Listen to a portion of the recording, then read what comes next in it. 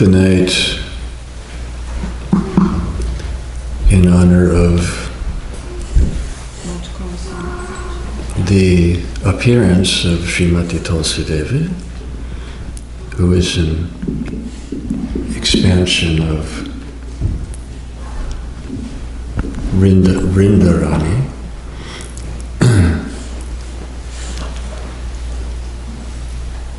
we will be discussing a conversation she had with Srimati Radharani from Adi Leela chapter 4, which is the confidential reasons for the appearance of Lord Chaitanya, in which Krishnadas Kaviraj Goswami quotes from his other masterpiece, Govinda Lilamrita, both of which appeared on the shore of Radhakund, where he spent the last 50 years of his earthly existence. And in that wonderful chapter, delving into the intricacies of Krishna's wonderful heart, in what inner thoughts led to his conclusion that he would have to come as a devotee to understand the three internal reasons for his appearance, right there in the Sanskrit invocation verses of Chaitanya Charitamrita, desiring to understand the glory of Srimati Radharani's love, the wonderful qualities in him, Krishna, which she alone can fully cherish through her love, and the sublime ecstasy she feels, tasting the sweetness of his love. These are the internal reasons for which Lord Gauranga, assuming her love, her emotion, and her complexion, which is a manifestation of that love, appeared from the womb of Mother Sachi like the moon rising from the ocean.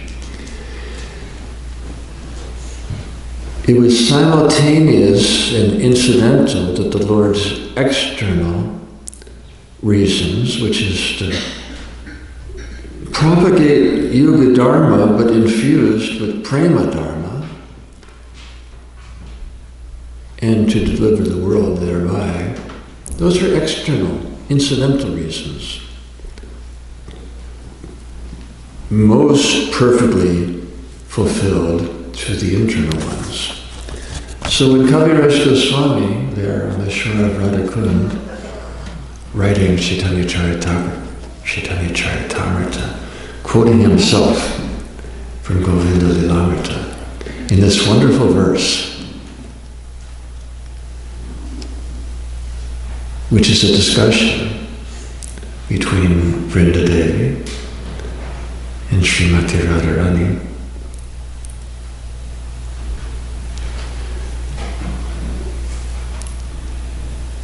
Srimati is in her man bhav, she's pouting because she's upset with Krishna. This is a very exalted form of ecstasy. And she's keeping a distance from Krishna. And Vrinda Devi, who orchestrates all the Braj to enhance and exalt the love of Radha and Krishna, is going from Radha to Krishna to see what he's doing. And then she reports that to Radha in her kunj. And when Radha sees Vrinda approaching, she asks, my dear friend Vrinda, from where are you coming? She points to the north from Radhakund. No, she points to the north I'm coming from the lotus feet of Sri Krishna. And then Radha, where is he? He's at Radha Kund. What's he doing there? He's learning how to dance. Who's teaching him? Your image, Radha, revealing herself in every tree, in every creep, every tree, every creeper, every direction, every natural phenomena of Braj is dancing like his guru of Ujjvala Ras, making him dance behind. Now, regardless of the poetic merit of this verse, the significance is profound in terms of what we've been trying to achieve this month and conclude tonight with Kartik Purnima. So, as we're approaching the conclusion of our Niyama Seva, which means Urja Vrat, the vows, the intentions we've expressed at the beginning of this month, and observed by the grace of Kartik Damodar, the association of devotees, and especially by the divine grace coming through Srila Prabhupada, we have observed the vows called Urja Vrat to please Urjeshwari, the queen of all potencies, divine potencies, with a desire of coming closer to her service. By hearing and chanting, by enhanced hearing and chanting, by singing Damodarastakam, and by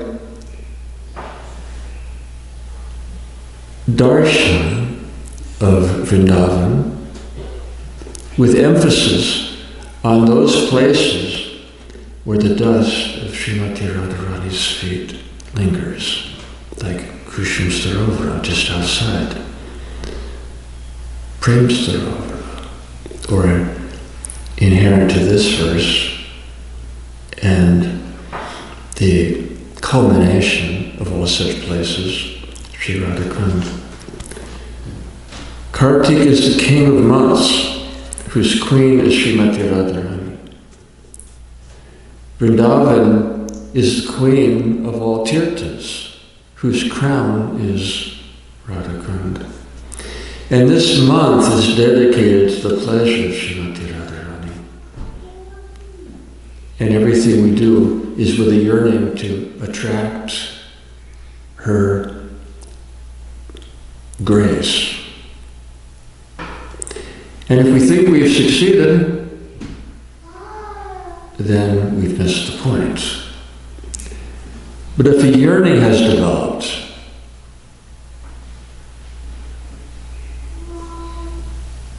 that I want that goal, however far off, however many millions of lives it may take, nothing else holds any charm for me. And especially if we have experienced some degree of Trinadapi Samichina, Todadapi Sahishnana, Amanidam Manadena Kirtaniya Sadade, then our vows have been to some degree successful. Another thing to consider is if observing through the month how our intention, our sankalpa, has progressed in our sadhana to the sadhya, something to be aware of is in pursuing our intention, what counter-intentions in our subconscious come to the surface and the light of day, highlighting our need for purification. If a desire has awakened, kindling our hearts with the lamp of devotion, illuminating the goal of Radhadasam, to align and join our hearts with the Brijavasis, to bring the highest pleasure to Krishna, then our vow has borne some fruit.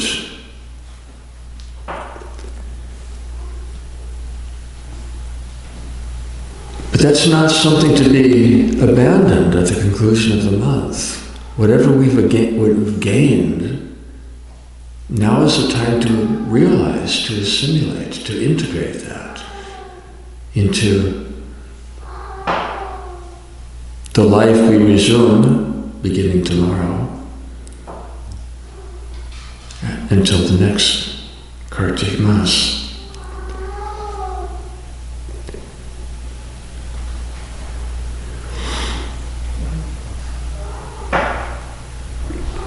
We may wonder how other sampradayas, like Pushti Marg, Ballabhacharya's line, with roots in Vishnu Swami,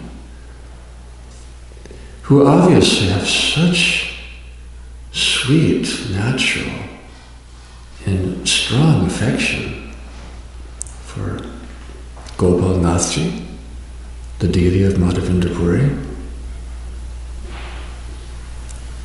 and Balgopal. They have no great emphasis on Srimati Radharani, and yet they have such obvious affection for Krishna. What is the superiority, which we discuss very humbly, of the Gaudiya Vaishnava line?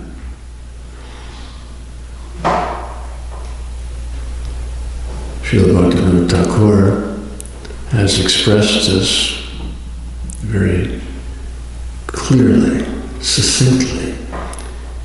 He who has failed to carefully worship and cherish the lotus feet of Srimati Radharani, which are the abode of all auspiciousness, who has failed to take shelter in her land of Vrindaban, who has neglected to take full advantage of the association of the devotees of Srimati, whose devotion to her is very deep. How will such a person ever enter deeply into the mellows of Ujjvala Ras? Please try to understand this truth with attention. Srimati Radharani is the guru of Madhurya Ras. Her pastimes with Krishna are the supreme object of contemplation. He who cherishes the feet of Srimati Radharani will attain Krishna in his fullest splendor, whereas he who neglects those lotus feet will never attain Krishna in fullness. The Vedas declare that Sri Krishna is the property of the devotees of Srimati Radharani. So, Srila Rupa Goswami, in his song, Radhe Jaya Jaya Madhava Dayate, concludes with Sanaka Sanatana Varnita Charite. Why is he mentioning the four Kumaras? Because they are the emblem of innocent, pure devotion. With a vow to stay 5 years old. Very pure, innocent, born at the dawn of creation. Exclusive, pure devotees of Lord Narayan. Very high status. Until they heard from Lord Shankar, the Astakalya Lila of Srimati Radharani, at which point that yearning to approach those pastimes awakened in their hearts. And therefore, they became one of the four sampradayas.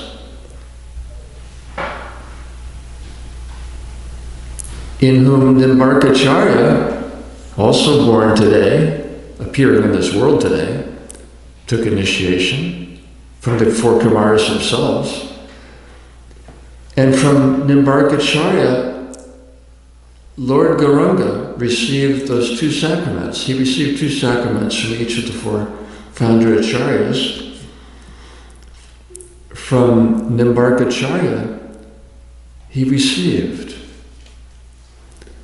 the high esteem for, of course it came from him in the first place, and he's the one who gave it to the four Kumaras, but he received it back as Lila. The high esteem for the gopis' process of worship, and the necessity of taking shelter of the lotus feet of Srimati Radharani. So, when that hankering, that yearning grew into lolium, that most coveted emotion, transcendental greed, not like the greed of this world, which is selfish. Lolium is selfless, yearning for the pleasure of Krishna and the welfare of all living entities. Those two cannot be separated. And that sentiment is perfected in our Priyojana Acharya, Srila Raghunath Das Goswami, whose example complements Lord Gauranga's lolium, expressed in Puri as his continual crying for Krishna. Well, not simultaneously, but parallel, on the banks of Radhakund, Raghunath Das Goswami, perfecting the example, complementary example of crying for the shelter of Srimati Radharani, and feeling separation from her, taking shelter of Radhakund.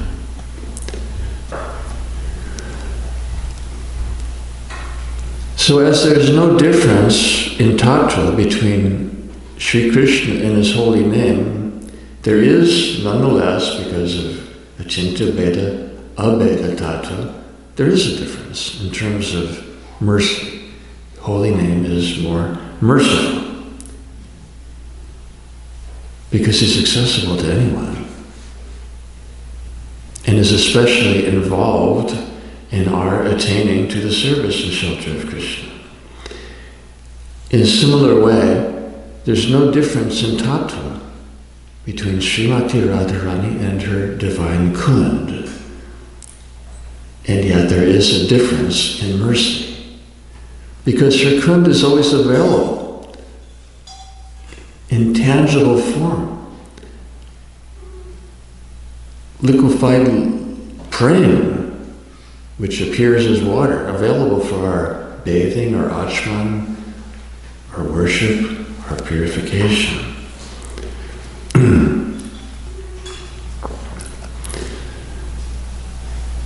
Krishna's Vladini Shakti, Srimati Radharani,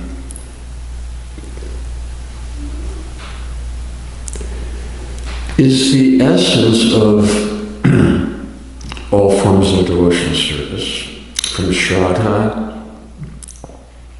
to do sadhu sangha, bhajana kriya,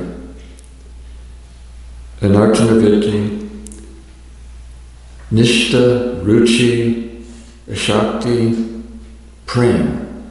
They're all different manifestations of Srimati Radharani, but we can't see her.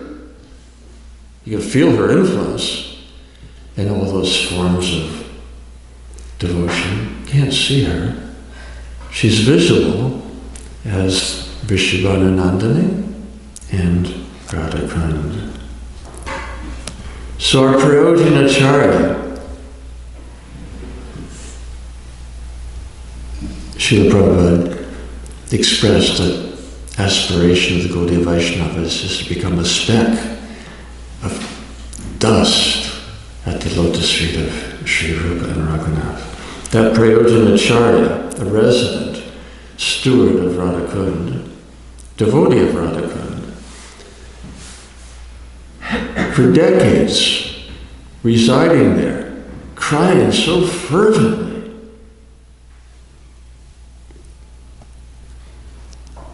for the shelter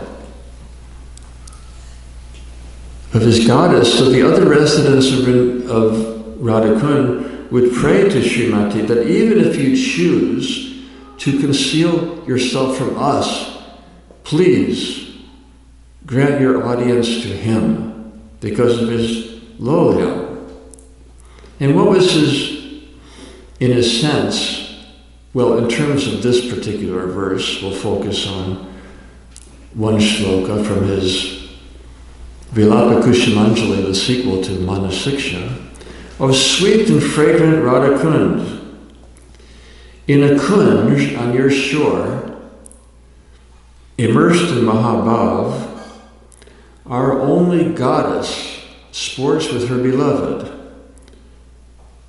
Since you are dearest of all to them, please grant me darshan of my lords, Shri Shri Radha and Krishna, who are my life and soul.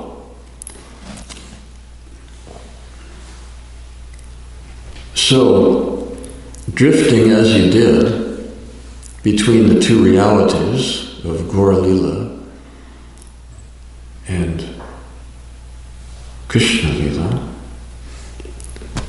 what was he seeing in his darshan? What was the nature of his vision? It's not what we see in the creation of New Vrindavan as a replica of Braj, as Srila Prabhupada requested. What we're seeing is various layers of coverings, which are also divine. But what is the depth of darshan for those who have attained perfection in that Trinadis Pisa Ichena, Tadara Pisa Ishna, Amanida Manadena, Kirtaniya Sarari? What was Raghunath Das Goswami saying? Luminous ghats.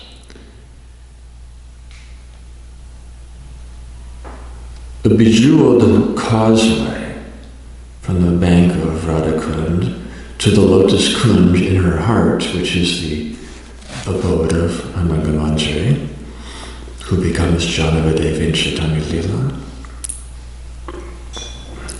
That lotus kunj where Sri Krishna enjoys the perfection of childlike innocence personified in the leader of all the mantras, Anangamanjari, whose devotion is very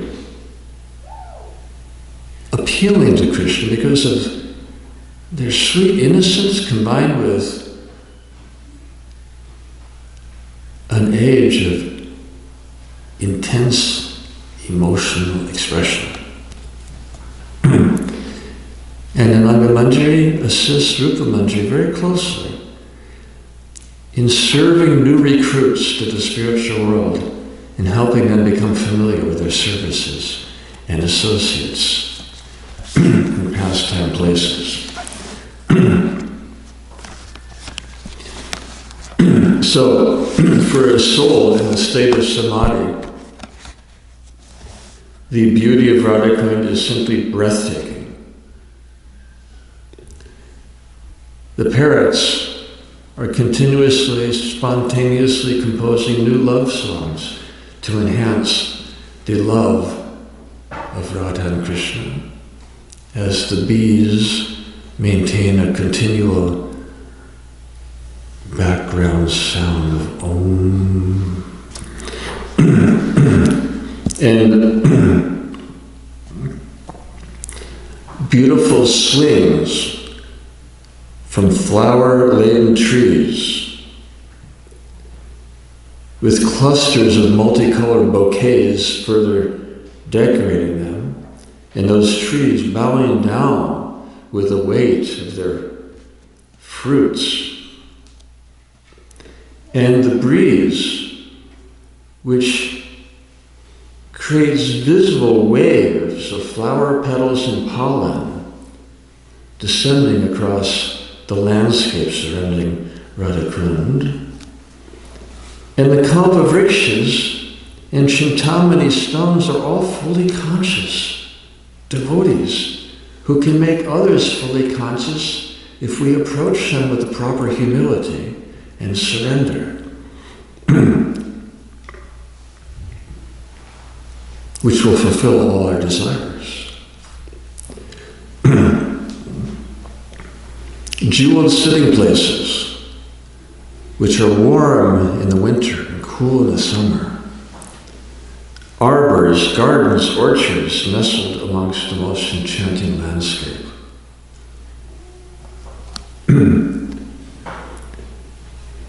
Where Vrindadevi's associates, the Vandevis, are always sweeping the walkways and sprinkling them with fragrant, scented waters.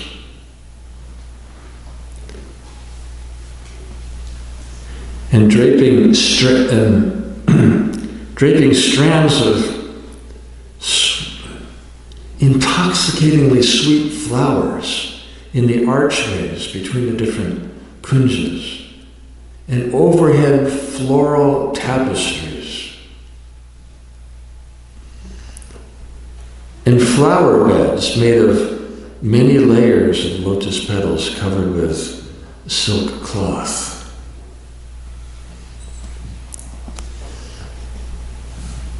Which have within arm's reach pots full of all kinds of nectars from the forest brought by the Vandevis. And the pollen from the lotuses in Radhakund ooze this nectar which makes the water so sweet that it's not just poetry that Raghunath Das Goswami is addressing her. Oh, sweet and fragrant Radhakund. And the parrots compose endless poetry, enhancing the loving sentiments between Radha and Krishna. And the peacocks dance, and the tuk-tuk birds sing in celestial voices, ever new compositions, and the chikora birds subsist on the moonbeams emanating from the moonlight faces of Shri Radha and Krishna. Surrounding Radhakund is the kunjas of the Astasakis. In Lalita's kunj, there is a swing held with silk ropes and a colorful canopy and flower decorations interspersed with coral and ruby patterns. And Vrindadevi pushes Radha and Krishna on their swing as the Sakis sing. And though the Sakis surround the swing in a circle, every single one experiences the same thing, that Radha and Krishna are looking directly at me and smiling and interacting with me. And they don't become proud because they think that everyone else is so much better than I am. And yet Radha and Krishna are so gracious that they're bestowing such kindness upon me.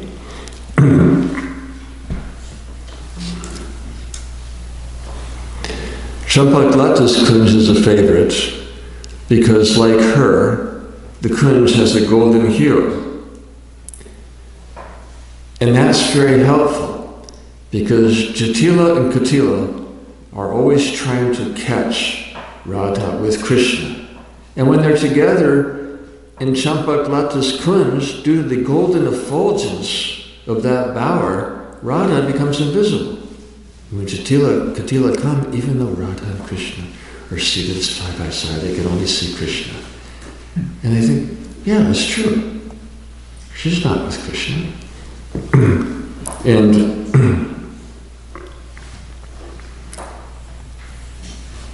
in Rangadevi's Kunj, the temples, the arches, the sitting places, everything is made of radiant sapphire.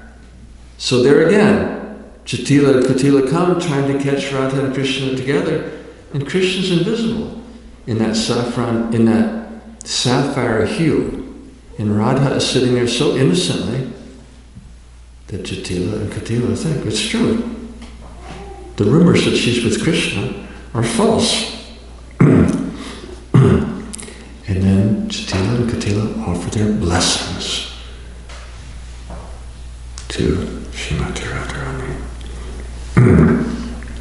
Shamakund is in the shape of Krishna's lotus foot, because after the deliverance of Aristasura, he remained in a very chivalrous mood, and he stomped the earth, creating the impression resembling his lotus feet, that he filled with the holy waters to become Shamakund. And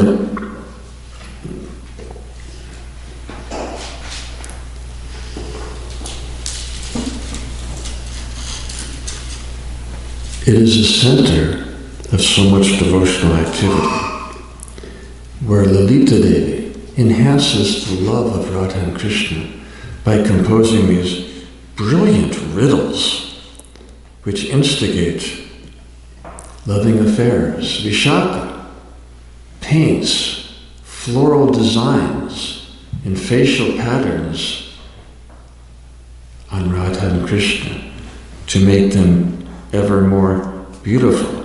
Tunga Vidya's Kunj, she being the reservoir of all wisdom, who explains everything in the most wonderful way, which you see in her form as Srila Vishwanath Chakravarti Thakur. And Sridevi braids Srimati's hair with strands of pearls and ribbons and flower creepers and peacock feathers, which make her braids rival her garland in beauty for Krishna's pleasure. And the manjaris who are watching all this become so mesmerized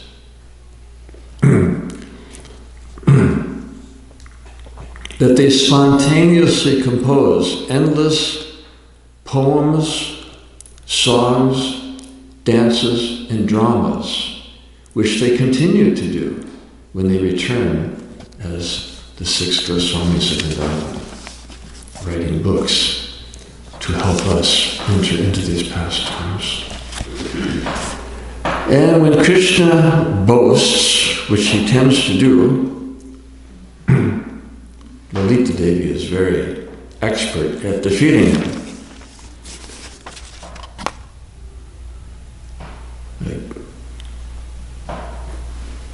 He boasts about how he wins the wrestling matches with Sri Dhamma. And then Radha says, well, I heard, because she's Sri Dhamma's brother, now I heard that Sri Dhamma beat you today. And Krishna said, well, I have to let him think he wins because he's a poor loser. And Srimati says, that's not the way he tells it. And then when Krishna boasts to Sri Dhamma about what a superior wrestler he is, Sri Dhamma says, but I heard from my little sister that she won the wrestling match with you today. And especially gifted at defeating Krishna's pride, which is not like our pride. It's a manifestation of his divine humility for the pleasure of his servants. Nevertheless, when he boasts, Lalita is really expert at defeating him. So she tells Krishna, well, naturally, you're a boy. You're physically stronger than we Sakyas and our Manjaris. So I challenge you to a sport that requires something in addition to physical strength. And Krishna said, what's that? She said, brains. I challenge you to something that requires intelligence, creativity, strategy. I challenge you to a dice match. So Krishna agrees. Madhumangal is his counselor. Lalita is Radha's counselor. And the stakes are set. Sarangi, Krishna's pet deer, and Rangani, Radha's pet doe. And Krishna wins. So they lead away Rangani. And then they have the second throw, which wasn't really decisive because Madhumangal ate too much and he got so intoxicated that he falsely accused Radha of cheating. So it wasn't decisive. Which disqualified Krishna, so they had a third throwing the dice. And the stakes was Radha's veena and Krishna's flute. And Radha managed to bewilder Krishna with the sweet innocence of her smile and gestures, and she won the match. And she demanded, okay, Krishna, hand over your flute. And he refused to do it.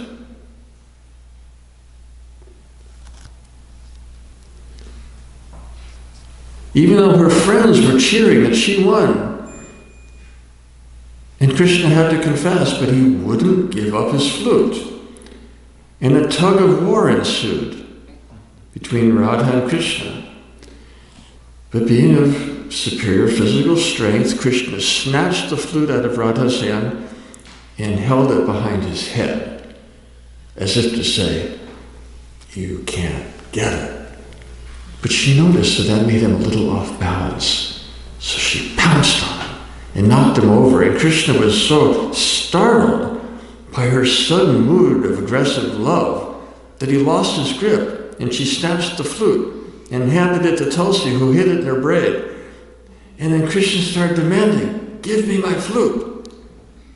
And she said, well, is there any shortage of firewood in Vrindaban? Why are you so attached to this one little piece of wood? So, in search of the flute, Krishna examined everyone, much to the delight of all parties. Now there's an actual very serious consideration involving this pastime. And that is, if Krishna is unwilling to let go of his flute to settle a most insignificant debt, then how could he ever repay the infinite debt conferred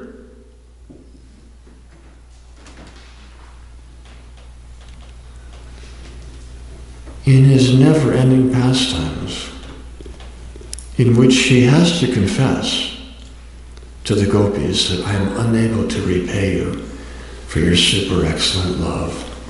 Therefore, let your own glorious deeds, meaning your devotional service, be your only compensation. And yet, Krishna is not one to remain a debtor forever because he's a gentleman. Really. So just as in Damodar Leela, Mother Jashoda's son is calling all the monkeys from Ram Leela to repay them from the debt he incurred in receiving their sacrifice and service in rescuing Sita. So similarly, the debt Krishna incurred in his Braj Leela was paid back more than fully when he returned as Lord Chaitanya. So that full-blown lotus of Braj Mandala, which was unveiled during Krishna's pastimes on earth, was concealed once again with his departure. Tonight, he departs from Vrindavan and returns to Mathura. And thereafter, darshan of Sri Dham, darshan of the holy Dham, endures only in the hearts of her devotees, immersed in exclusive state of samadhi. And glimpses of that ultimate abode are revealed in their songs, poems, prayers, dramas, purports, ministries. And with the arrival of Lord Chaitanya, who reaches Vrindavan today, last day of Kartik, Lord Gauranga reaches Vrindavan. A renaissance of devotion was kindled, expanded in the services of the 6 Goswamis, culminating in the mission of Srila Prabhupada, who so perfectly fulfilled and personified that essential verse in Gopi Gita. Tavakatamritam, Taptajivanam. O my Lord, the nectar of your words and the descriptions of your pastimes are the life and soul of those who are tormented and aggrieved in this material world. These narrations are transmitted by exalted personalities, and they eradicate all sinful reaction. Krishna Katha is filled with immense spiritual potency, and those who deliver that message are certainly the most munificent welfare workers. And by Srila Prabhupada's divine grace, we have been granted darshan of Vrindavan, along with his most compassionate mission of manifesting a new Vrindavan, none different from Braj Mandala, for the welfare and upliftment of the world. Thank you very much. Are there any questions or comments? Yes, Bhagavad Gita. I was just thinking as you were relating very lofty and beautiful pastimes of Krishna and how, on one hand, they seem to be near because of the blessings of the Goswamis and the books that they've written, but on the other hand, I always feel that they're very far away too. When Lord Chaitanya was here, and all those great souls at that time appeared in the world with him, they received Lord Chaitanya's mercy, and then they wrote all those books. So I was thinking that for a fallen person like me, probably the best thing to do is to remain very focused on Lord Chaitanya. I think that maybe when the day comes that I can meet him and Lord Nityananda, then the pathway to these higher, loftier things that we sometimes discuss will maybe be available. And I was wondering what your thoughts were on all that. The fact is,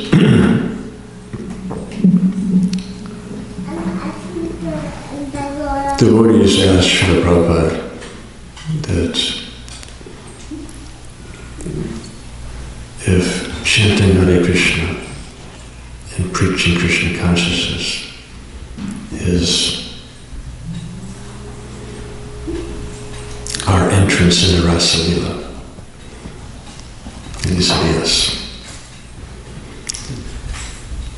Chanting Hare Krishna means we're joining voices with the gopis in their worship of Krishna by chanting the Hare Krishna mantra.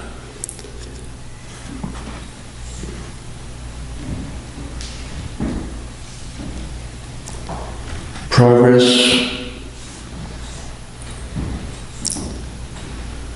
proceeds from Nam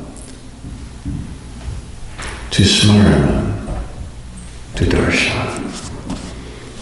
When the holy name actually takes root within our hearts, then the form of the Lord appears in our meditation, and his pastimes and associates and qualities all follow one after another. So the holy name is both the means and the end of spiritual realization. So we're already connected simply by chanting Hare Krishna. And just like a green mango takes time to ripen, it simply takes patience and perseverance of the process that we're already practicing.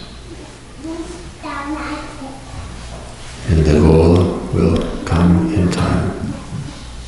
So simply continue.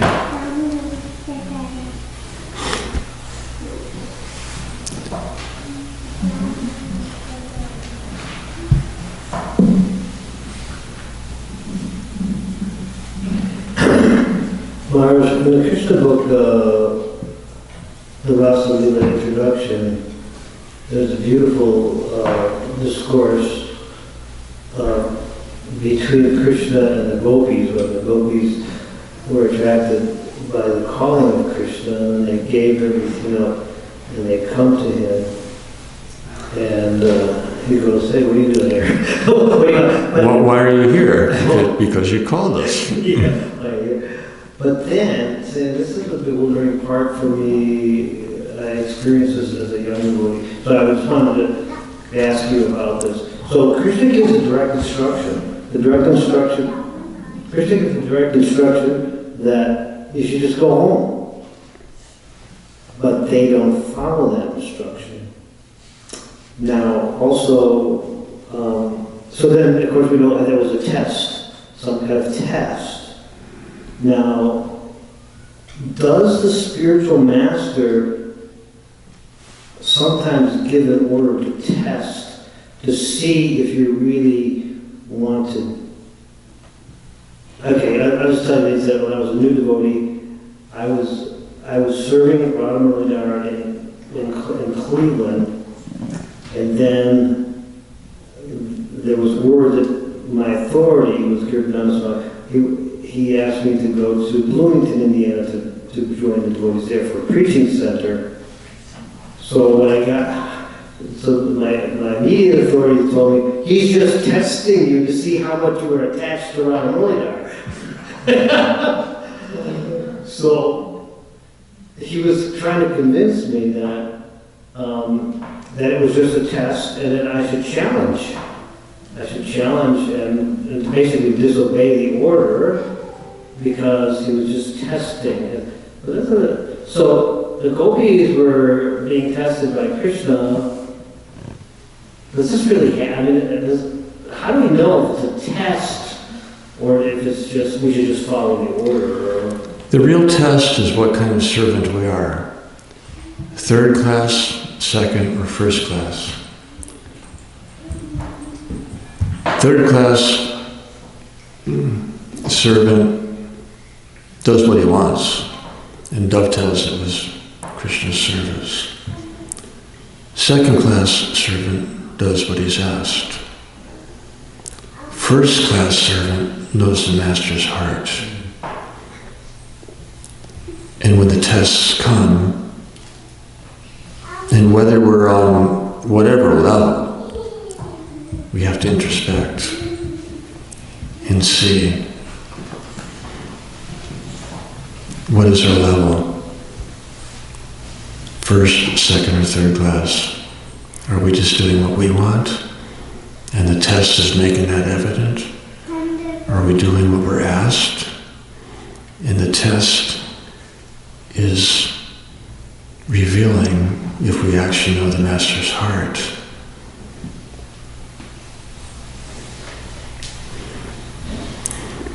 And there's different forms of challenging. Srila Prabhupada appreciated when his leaders would question him if the desire was to serve better or to understand deeper.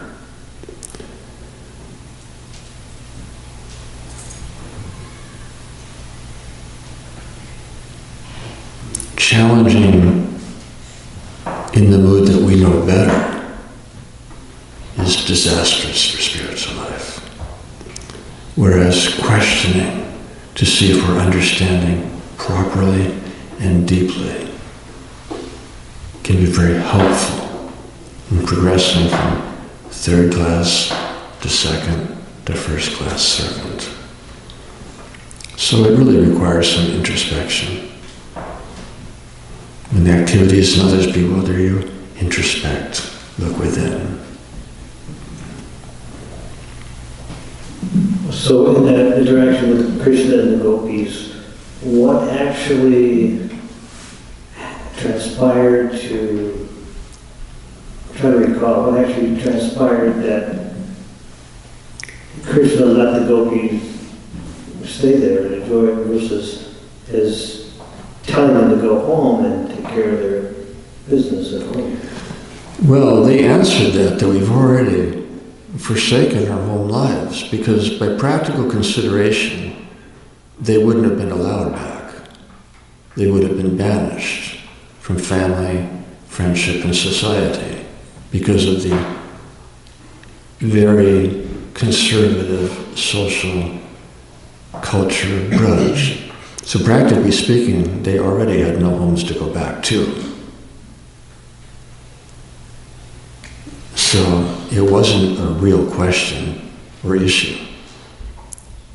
The wonder is that after all that, and they did go home, nobody even remembered that they violated that standard, leaving them worthy of banishment. Nobody remembered.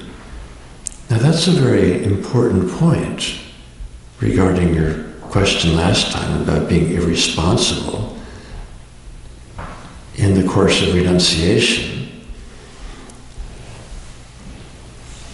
Krishna compensates if our motives are proper. He rectifies any shortcomings in the course of our trying to go to Him.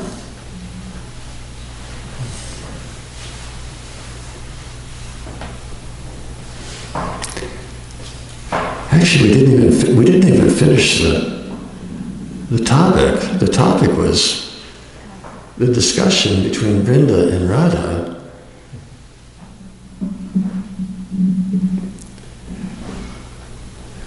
When Vrinda Devi is going from Radha's silken kunj to Radha Kund and reporting back to Radha what she sees there.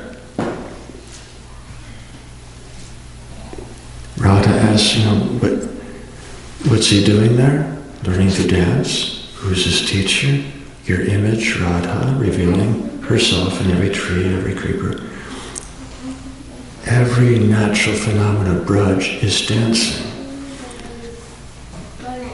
That's a synopsis.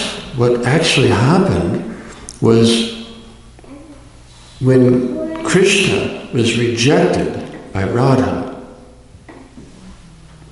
and the whole atmosphere was hushed. The birds wouldn't sing, the wind wouldn't blow. There was only that resounding, echoing, adamant no, which was Radha's response to Krishna's appeal. So what did Krishna do? What he did was the source of that prayer of Srila Raghunath Das Goswami. Raghunath Das Goswami is re-experiencing a similar phenomenon.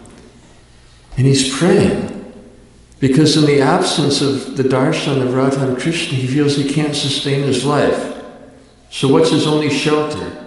My dear, sweet and fragrant Radha Kund, on your shore, your goddess dances with her beloved. Please grant that darshan to us and save our lives.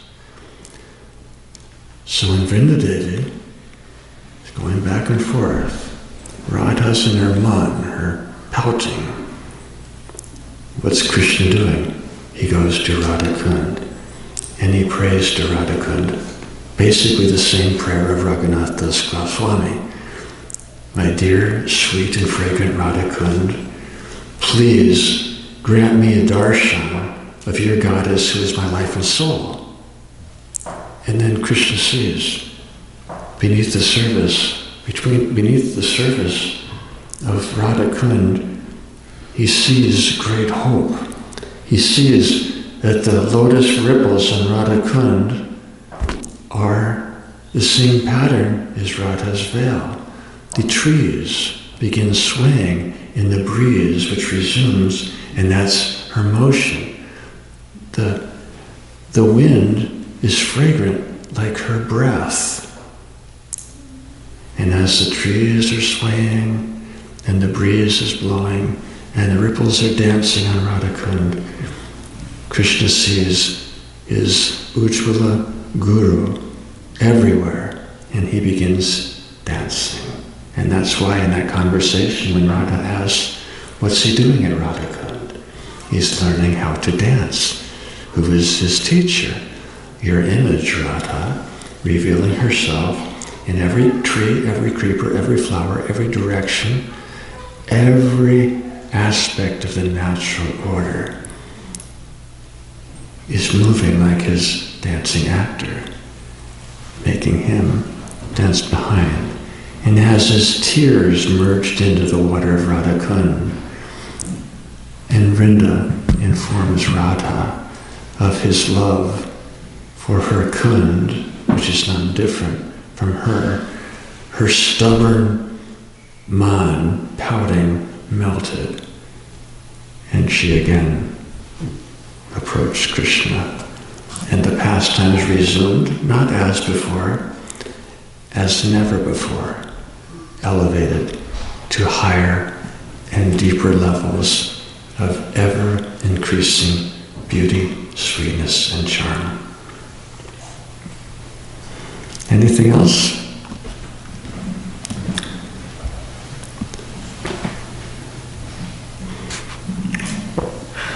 Yes?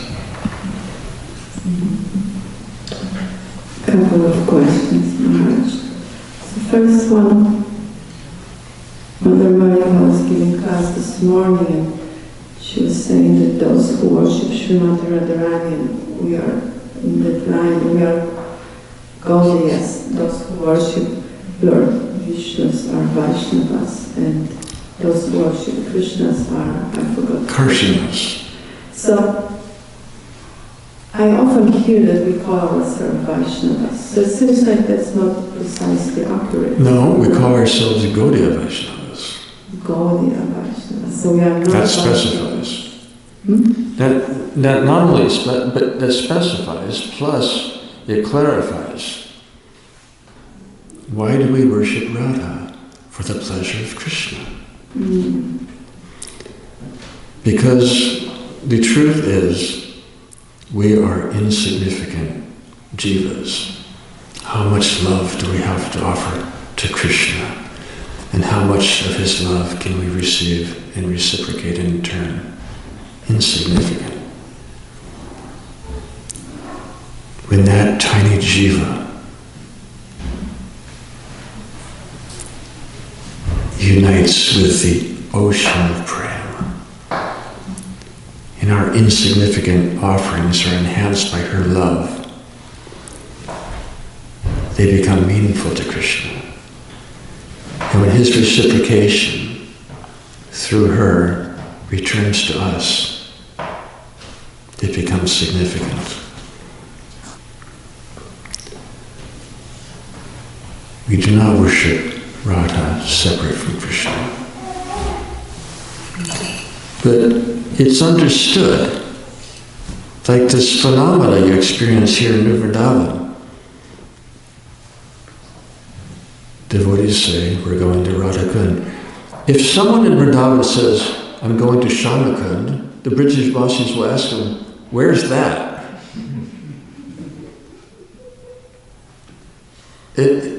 It doesn't compute. Because, once again, where is Krishna complete?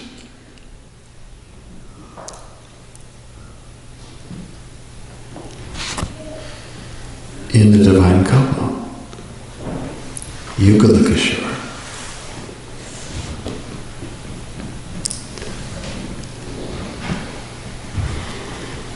Satyavrata Muni. Namam Ishwaram Satchidananda Rupam. Sat means eternal existence. There's no point discussing something that has no existence. But if it's simply existence without chit, without consciousness, it's not very significant. Most significant is Sat and Chit and Ananda. What is the use of existence and consciousness if we're not happy? That's the Ananda. The Ananda Swarup is Srimati Radharani. Without her, there's no pleasure for Krishna. And therefore, we don't worship him separately. And we don't worship her separately. But saying, which is the reality, the Gaudiyas are primarily devoted to Srimati Radharani. That implies for Krishna's supreme satisfaction, which is not to be achieved otherwise. And the classic example is that aristocratic family doing Dandavat Parikrama of Radha Kund when Srila Bhaktisiddhanta Saraswati was also there with his disciples. And then one of his disciples, confided in his Guru Maharaj, this family has so much devotion to Radha Kund. And he acknowledged that. He said, remember he was previously an astrologer, our angle of vision is different. They're devotees of Krishna, and they revere Radha and her Kund as Krishna's beloved. Gaudiya Vaishnavas are particularly devoted to Radha for the purpose of Krishna's supreme pleasure and satisfaction, and our supreme welfare and the ability to distribute that in the Bhagavatamrita verse by bringing life and hope and joy to the world in distributing Krishna Katha in the holy name. I missed the point. What was the difference? Bhaktisiddhanta Maharaj was pointing to the day they were seeing Radharani as... He's saying this family, our angle of vision is different than theirs. This family is primarily devoted to Krishna, and they revere Srimati Radharani as his most beloved. We're the other way. We're primarily devoted to Radha, and we revere Krishna as her beloved. So if there's so much, still there's not so much emphasis on Radharani. I see it in ISKCON. It's more... What's that? I see there's still more emphasis on Krishna. Okay, well that's related to our previous discussion in different religions, which emphasize more the masculine or the feminine divine. And practically speaking, you see, the religions or movements that emphasize the male divine, they tend to attract macho-type people. Whereas those who emphasize more the feminine divine attract more sentimental type. There again, where is Krishna complete? Yugala Kishore, the divine couple. We worship the divine couple.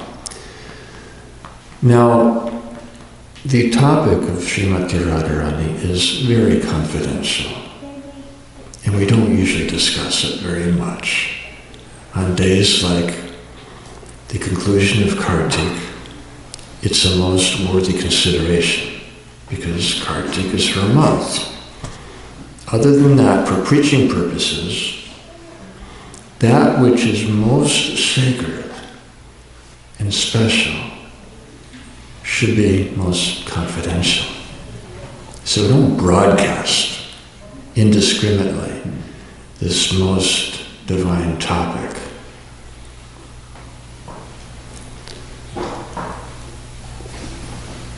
Shukadeva Goswami wouldn't even mention her name anywhere in the Bhagavatam.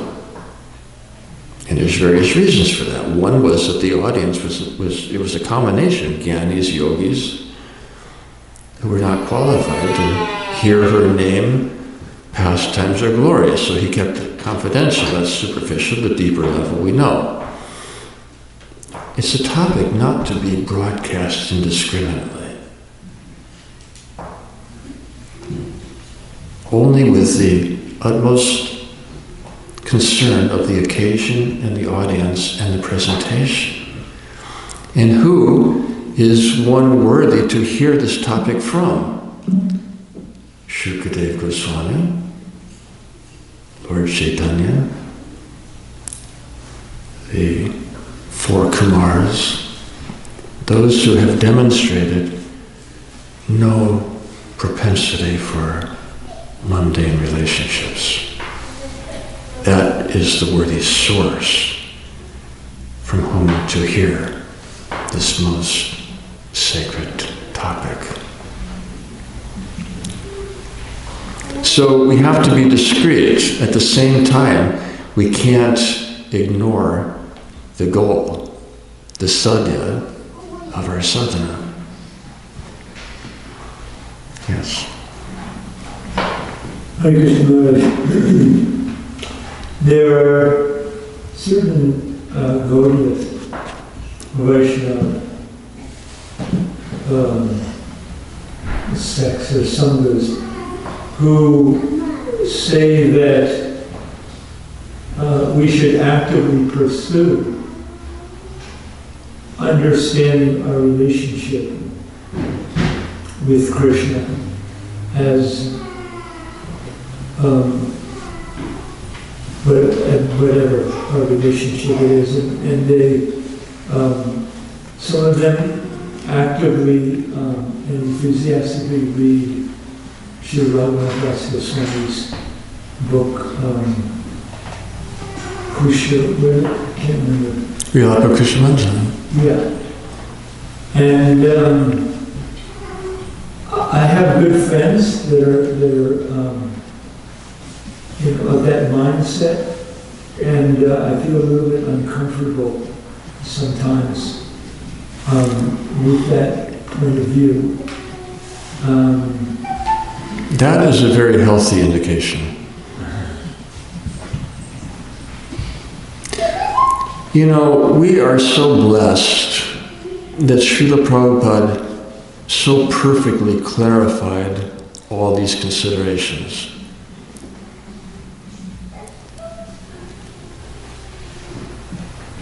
Right here in Vrindaban, one devotee. I was sitting next to him at the time, and as soon as he asked the question, I wish I wasn't there. He asked about Siddha Swarup. And Srila Prabhupada just relentlessly blasted him repeatedly. You have so many bad habits, and you're even talking about Siddha Swarup? Then he turned to the president and said, you see, this is Sahaja. He just asked about Siddha Swarup, but then I was thinking, Srila Prabhupada is not answering the question, he's responding to his heart. It was their first encounter, but Srila Prabhupada could see his heart. It wasn't worthy to be discussing such a topic. And Srila Prabhupada made that really clear. Furthermore, Srila Prabhupada warned devotees, do not go to the Babajis at Radhakund in pursuit of your Siddha Pranali. Nevertheless, one did, big sannyasi in our movement. And then one day, he was walking around like this. And then the devotees asked him, what are you doing? He said, well, I just got my Siddha Pranali and my Siddha Swarup. In Krishna Lila, I'm a peacock, and I'm practicing. And then in no time, he left the movement altogether and engaged in very abominable activities. Now, he came back just before he left his body, so it was a glorious conclusion. When one devotee asked about Siddha Pranali, because it's right there in the Shastra, you have to receive this from your guru. It's part of the pursuit of perfection. So one devotee asked Srila Prabhupada about that before his divine grace departed this world. And Srila Prabhupada, in his typical, very confident, simple, practical way, said, don't worry about that. When you're ready for that, I'll come and give it to you. Now, somebody who has faith in Srila Prabhupada will be completely satisfied with that and not make any separate endeavor to understand these higher topics, because when we're ready, Srila Prabhupada will give it to you. And that's why it is so safe and satisfying to be around devotees who really have implicit faith in Srila Prabhupada. Because we're confident that when we're ready, we will receive without any extraneous effort. Nevertheless, we don't want to become complacent and forget about the goal and keeping our sadhana aligned with the sadhya.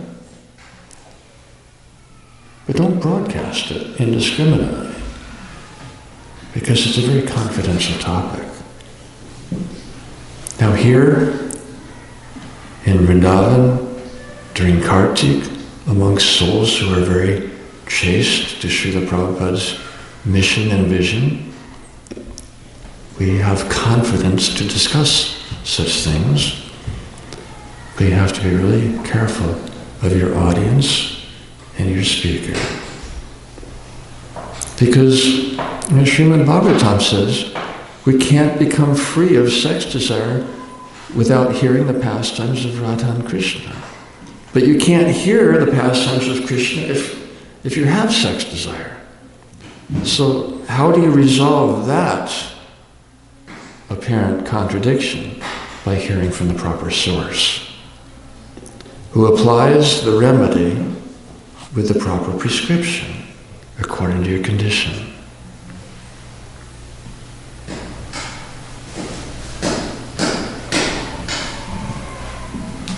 Thank you for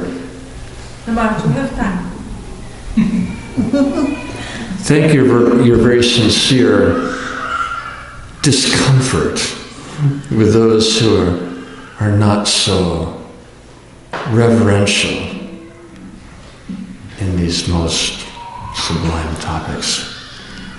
That's a sentiment we all should emulate. Anything else?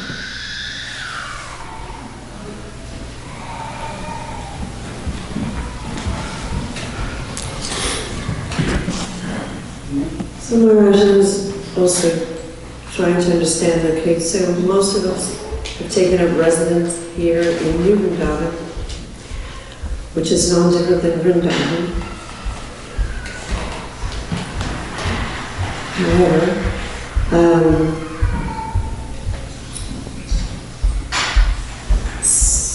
it appears that there's still some disconnect. So is this veil individually, collectively, how can I personally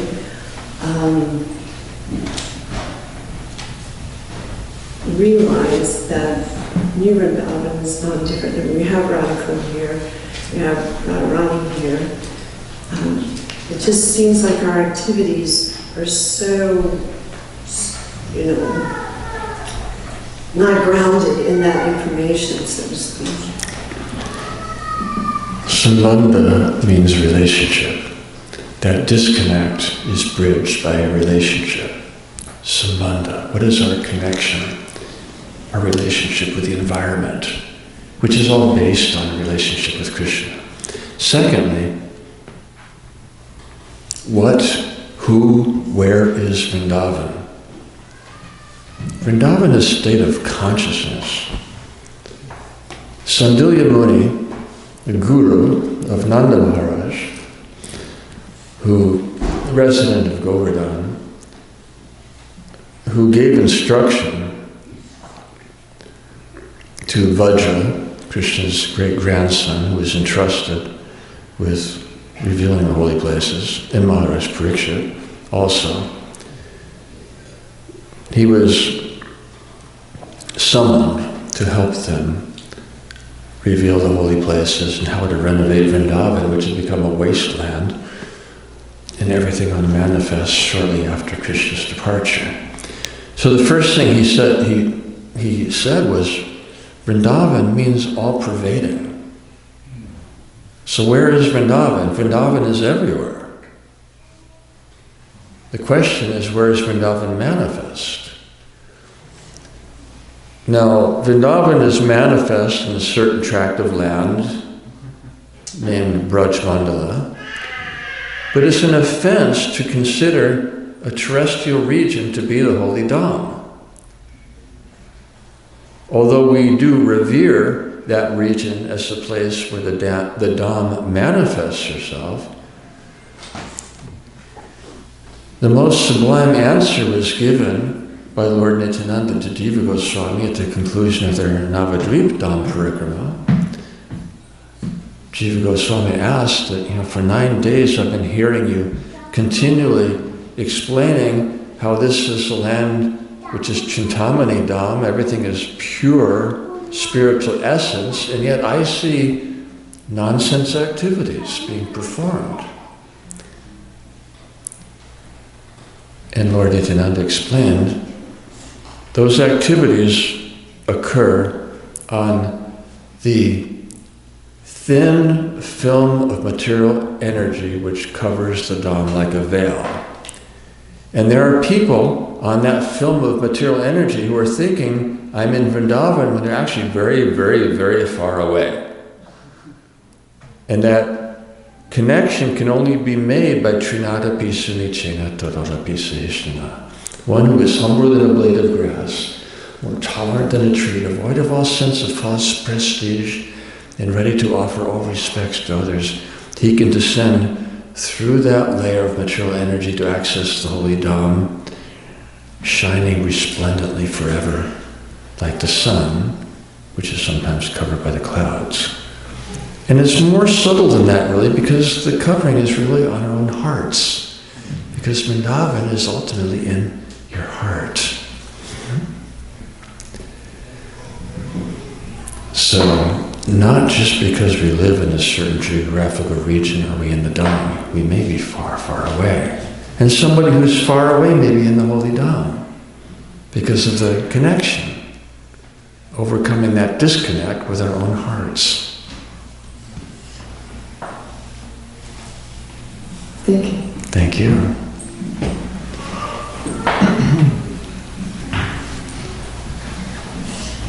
Hare Krishna. Thank you, Maharaj, for a wonderful class. I have a question. It might be technical, but I was wondering for the last month of Kartik. Is there any connection? You were saying, so Radharani, she has gopis, and gopis have manjaris, right, which is their servants. And Tulsi manifested as a plant, right? What was that? As a plant. Tulsi manifested as a plant. Mm-hmm. And she has manjaris. Right. So is it connection? Yes, there is. Because it's similar to the tree of Lord Chaitanya. You know, Lord Chaitanya and Lord Nityananda are the trunk. The trunk has branches. The branches have leaves and flowers. So the trunk is Radha and Krishna. The sakis are the leaves. The manjaris are the flowers.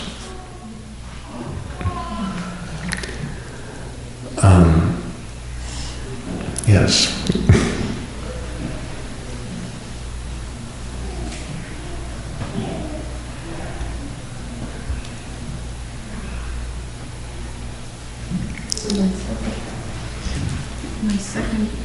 Second question, Maharaj, is regarding the counter-intentions in our subconsciousness. I thought you'd pick up on that.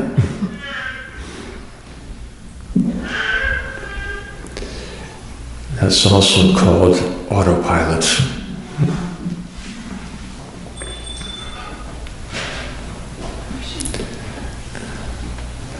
I'll never forget the day that I flew a modern airplane, because I was a pilot of a 1939 Piper J3 pre-World War II reconnaissance plane. And I worked for an airplane dealer who had me deliver a brand new Belanca aircraft one day. So he was with me, but he had a problem. He saw double. So whenever he landed an airplane, he had a 50% chance of choosing the right runway. So he had a 50% chance of choosing the right runway, because after he crashed the plane, he saw double. So he brought me along to land the airplanes. Now, I'd never flown a modern airplane before. This was like a 1971 model, which was so sophisticated. I didn't know what most everything was on the instrument panel. So we're flying along, and then he starts playing with the instrument panel. I had no idea what he was doing. I didn't really care. Suddenly, the plane made a sharp right bank, went into a steep dive, and I'm fighting the controls, and they're not responding. And then the plane just leveled out on another course. I was in the left seat, which means captain. The co-pilot's laughing his head off, and they said, "What was that?" He said, "That's called an autopilot." I'd heard of such things, but I never experienced one before. Now that's a mundane story, but it has practical spiritual effects. Your sankalpa means you're charting your course to the destination you desire. Intentions comprise the journey of life, and they affect how we will deal with every step along that journey. So generically, devotees want to go back to home, back to Godhead, so that's our generic course. You may have specific aspirations within that you choose as your goal. And your sankalpa is, I will go there. So you chart your course. I'm here. My sankalpa is to go there. And you align your activities with your goal. That's also called integrity. But then you find that there's something in your subconscious mind called an autopilot that's inducing you to do things counterintuitive to your intention and your goal. And your subconscious mind incarnates in your physical body. So you can't pinpoint where is that, and you just flick a switch and it turns off. The first thing is to become aware. Meditation can mean different things in different movements, but basically meditation simply means become aware. And Krishna consciousness means be conscious, be aware. If your sankalpa is not taking you directly to your goal, what are the counter intentions that you may not even be conscious of? Because they're locked in every cell of your body as your subconscious mind, which knows by heart, not really by heart, by your superficial heart, how to fulfill your previous intentions that you've forgotten. How to fulfill the previous intentions earlier in your life that have become so automatic you have ceased to become even aware of them. So it's like the old programs running. I don't know, the computer. Yes, the old programs. So the first thing is become aware, and then reprogram. And if those programs are based on fear or trauma, they're going to be very strong. And it takes an equal or greater emotional experience to override them. And a real experience of Krishna consciousness will have sufficient emotional content to override those old programs and give you manual control over the autopilot. First thing is become conscious, become aware. This is what I want to do, and this is what I'm doing. Arjuna asked Krishna the same question in Gita. Krishna answered it in a different way, although it's related.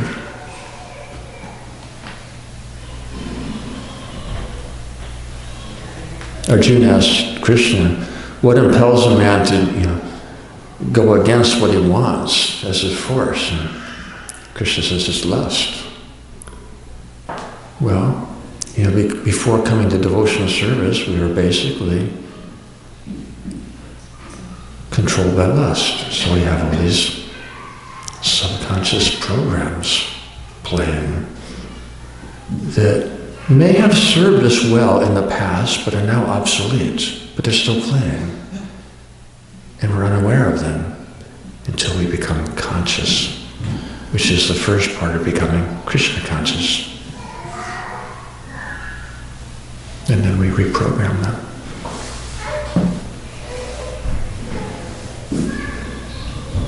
It's hard work.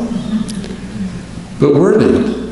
So, don't focus on the hard work, focus on the rewards and how fulfilling it is to overcome those obstacles. And bless them, don't fight them. because they served you well at one point in life, but they're now obsolete.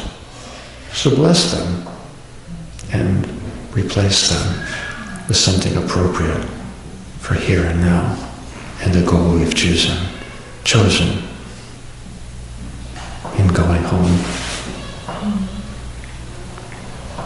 Yes? Maharaj, an extension to that question is the first step to become aware of those subconscious or counter intentions, as you are speaking about those.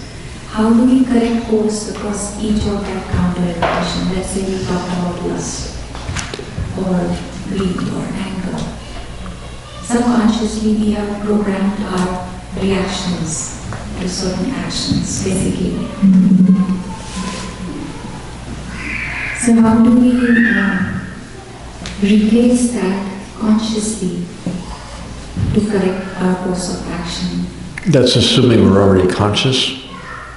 No, so let's say we are not conscious. Oh, you're not conscious? We are trying to understand that, okay, I'm checking my nouns, but I'm not getting that realization, or I'm not getting that taste. Well, that means you're conscious.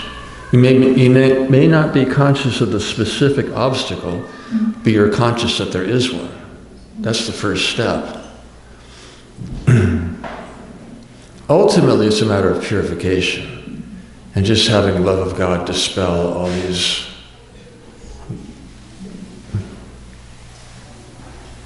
weeds, these shadows in the heart. But practically speaking, we may not all be on the level of taking exclusive shelter of Krishna at our present neophyte condition. So first thing is become aware.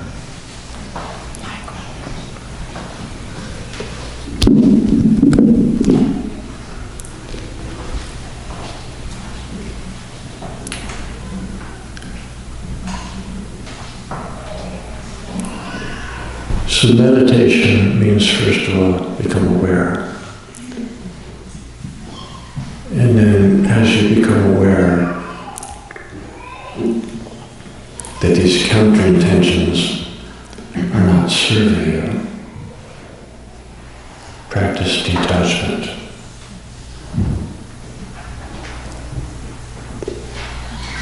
Observing them as you and detaching and distancing yourself from their influence. Observing them as you would objectively watching clouds passing across the sky.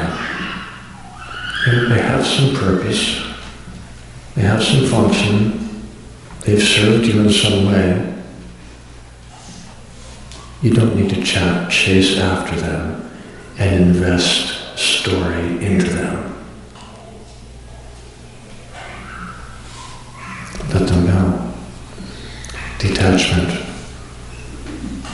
Detachment means letting go, but you can't let go without also letting in.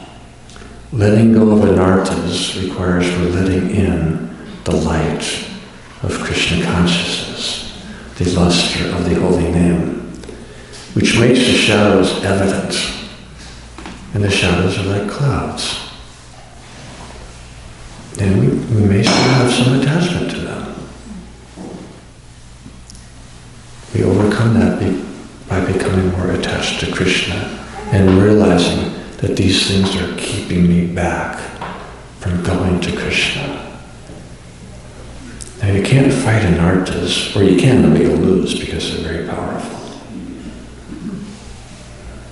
You deprive them of your power by becoming detached. Because power begins with your thoughts. Your thoughts are power. Your inner self-talk is power. Where are you directing it? To your anarthas, you're giving them power. Deprive them of that. Becoming detached, observing objectively, like the clouds passing across the sky, the anarthas becoming evident in your heart, let them go.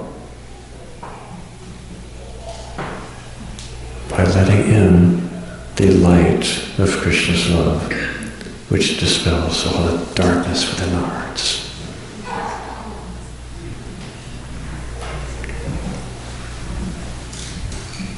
And chant Hare Krishna and find the taste for loving relationships in serving devotees, which is such a superior taste. You will not want to hold on to those anarthas any longer. You'll be happy to let them go. Don't fight them, because they'll retaliate. Deprive them of your strength by giving them no more thought. Give your thought to Krishna in devotional service. And don't be discouraged when they keep rising from different depths of your heart. You know, you'll overcome them on different levels. And if you think, I'm victorious, watch out. They'll come up from deeper levels. But eventually, they'll be gone, because they don't come from the core of the heart. They reside in superficial levels of the heart. The core of the heart is reserved for Krishna. The anarthas are in the surrounding region. And you know, they may keep coming up from different deeper levels. And it may be intimidating because the deeper levels are subtler and stronger. But if you're aware of what's going on, and really what's going on, it's what Krishna revealed in his Braj Lila. Krishna's Braj Lila is the revelation of what's happening in our hearts when we allow the holy name within.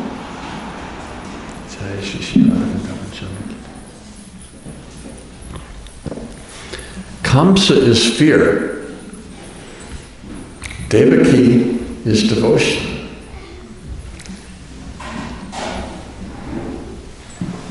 When devotion is about to give birth to Krishna, fear becomes enraged and sends all his representatives, Putana, Shakatashara, Denagashara, one after another, the different anarthas personified. It's all there in Krishna book.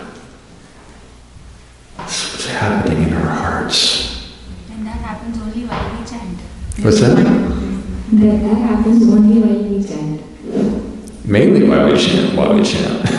Yeah. You know, during the day you're so distracted with your whatever that you're not really aware of what's going on in your heart. When you sit, chant, and focus on the holy name, then you realize what's within your heart. Putana, Shakatashara, Kamsa, Trinavarta. And what do the inhabitants of Vrindaban do? Oh, Krishna, Krishna, save us. Use it as an impetus to cling to the holy name with more conviction that he is our only shelter. And he will liberate them and liberate us from their influence. And when you're reading Krishna book, realize you're reading your heart. What's going on internally? As soon as the holy name enters the kingdom of your heart, this is what universally happens. Take inspiration from the residents of Vrindaban and how Krishna saves them time and time and time again. And then the day will come when, as the anarthas arise, you're very eager to see how Krishna is going to save me this time. And he does. And that's why there's one chapter called Wonderful Krishna. After Govardhana Puja, there's Wonderful Krishna. And of all the disasters that are getting increasingly intense, Krishna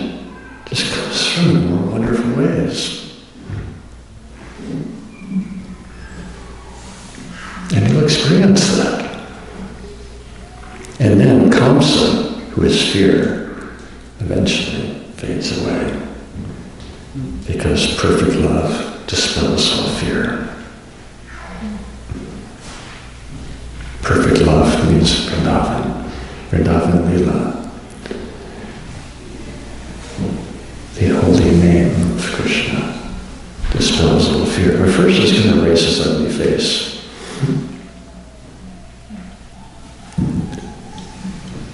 It's an impetus to cling to the holy name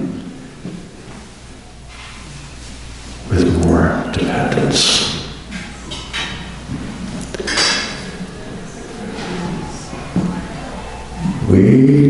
Whoever desires to do so is going to go to Tulsi's house to honor her birth and marriage today. You mean now, Mother? Yes. Srila Prabhupada ki jai, Shri Shri Kartik Damodar ki jai, Nitai Gaur Premanande Adi Adi Bol. His Holiness Varsana Swami ki jai.